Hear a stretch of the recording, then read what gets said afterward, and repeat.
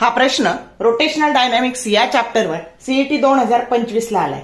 A thin metal wire of length capital L and mass capital M is bent to form semicircular ring as shown.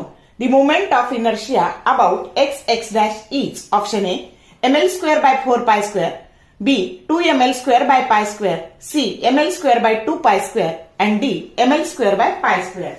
तर आता बघा L इतक्या लेंथची wire आहे आणि त्याची ring बनवलेली आहे.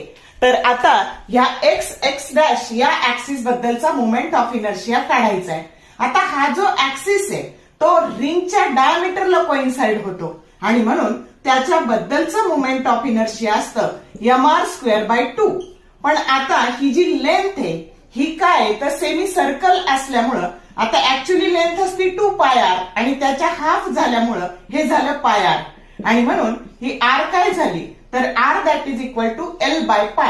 मग आता ह्या r ची व्हॅल्यू टाकायची L/π आणि मोमेंट ऑफ इनर्शिया झालं ml²/2π². की जो करेक्ट ऑप्शन काय आहे सी आहे. समजलं. जर तुम्हाला सीईटीच्या परीक्षेसाठी असे पीवायक्यूचे शॉर्ट व्हिडिओ हवे असतील तर विंग्स ऑफ फिजिक्स या चॅनलच्या प्लेलिस्टला तुम्ही गेला तर तिथे तुम्हाला असे शॉर्ट व्हिडिओ मिळतील जे तुम्हाला कमी वेळात चांगला अभ्यास करायला उपयोगी येतील. व्हिडिओ आवडला लाईक करा, शेअर करा, कमेंट करा. Thank you for watching this video.